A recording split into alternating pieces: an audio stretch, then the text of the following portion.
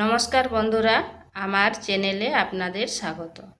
তো প্রতিদিনের মতো আজকেও একটা নতুন ধরনের ভিডিও নিয়ে এসেছি। আজ বানাবো করলার চচ্চড়ি। এইভাবে যদি করলা রান্না করেন তাহলে একটুও তেতো লাগবে না। তো চলুন দেখে নেওয়া যাক আমি কিভাবে এই রেসিপিটা রান্না করি। এখানে নিয়েছি করলা আর দুটো পেঁয়াজ আর একটা ছোট সাইজের আলু। এরপর এগুলোকে কেটে নিচ্ছি।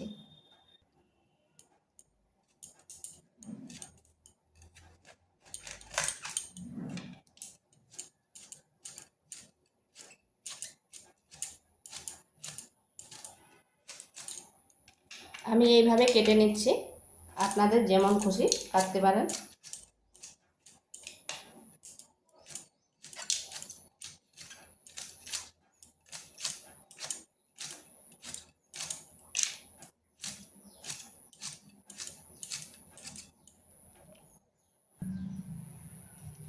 করলাটা এইভাবে কেটে নিয়েছি।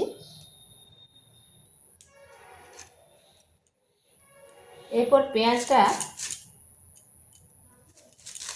এইভাবে 4 টুকরো করে আর একবার মাঝখানে এইভাবে করে দিচ্ছি, মানে মোট 8 টুকরো করছি।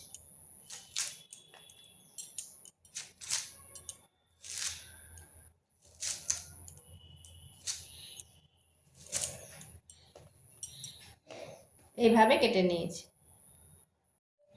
আলুটাকে এইভাবে ছোট ছোট টুকরো করে কেটে নিয়েছি।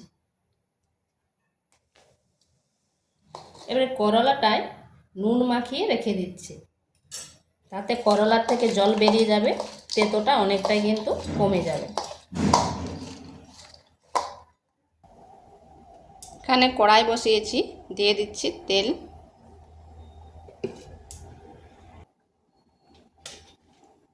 দিয়ে দিচ্ছি কেটে রাখা আলুগুলো।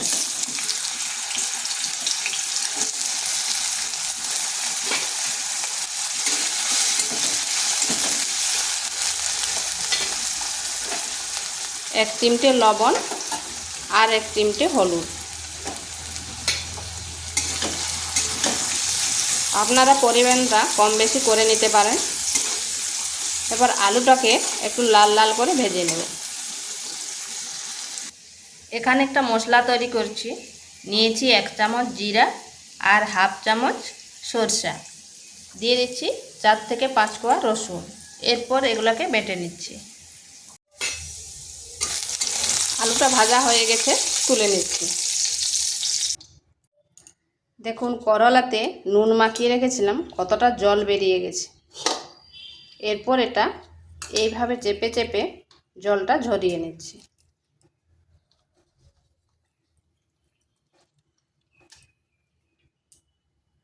এরপর ওই তেলের মধ্যে দিয়ে দিচ্ছি কালো জিরা,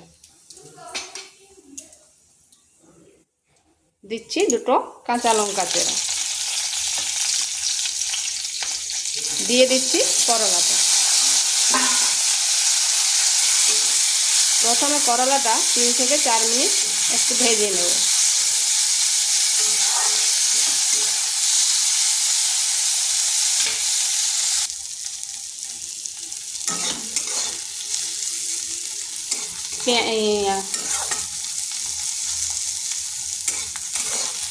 করলাটা হালকা ভাজা হয়ে গেছে, দিয়ে দিচ্ছি পেঁয়াজগুলো।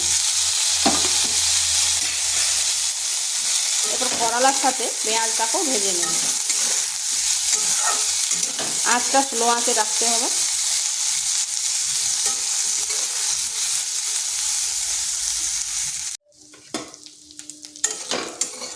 পেঁয়াজটা হালকা ভাজা হয়ে গেছে, এরপর দিয়ে দিচ্ছি পরিমাণ মতো লবণ।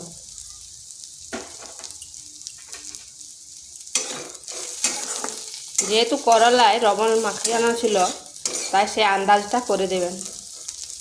আর আলুতেও লবণ দিয়েছিলাম। দিয়ে দিচ্ছি সামান্য হলুদ গুঁড়ো আর একটা টমেটোর অর্ধেকটা।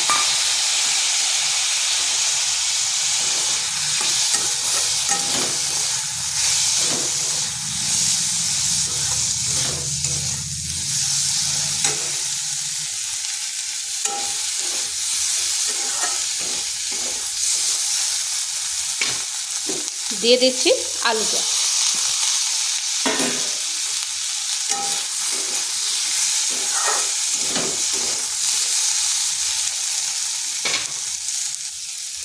এখানে মশলা ব্যবহার করব না খুব বেশি, ওই যেটা বেটে রেখেছিলাম ওইটা দিয়ে দিলাম।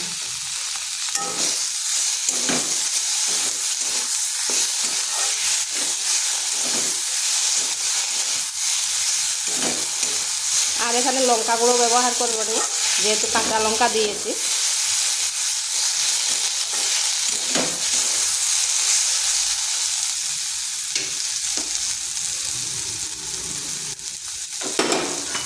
দিয়ে দিচ্ছি সামান্য একটু জল। এখানে ঢাকা দেওয়ার কোনো দরকার নেই, আঁচটা লো আঁচে রেখে এইভাবে কিছুক্ষণ কষে নিতে হবে।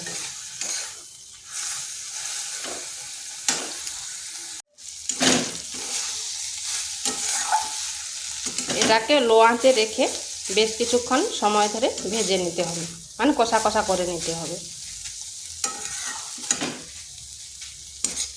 এইভাবে একবার বাড়িতে করে দেখবেন, করলা কিন্তু একটুও তেতো লাগবে না, আর সবার খুব পছন্দের হবে। তো ভিডিওটা ভালো লাগলে লাইক, শেয়ার, কমেন্ট অবশ্যই করবেন, আর নিত্য নতুন রেসিপি পাওয়ার জন্য চ্যানেলটিকে সাবস্ক্রাইব করবেন। দেখুন আলুগুলো খুব সুন্দরভাবে সেদ্ধ হয়ে গেছে। তো এটা হয়ে গেছে, নামিয়ে নিচ্ছি।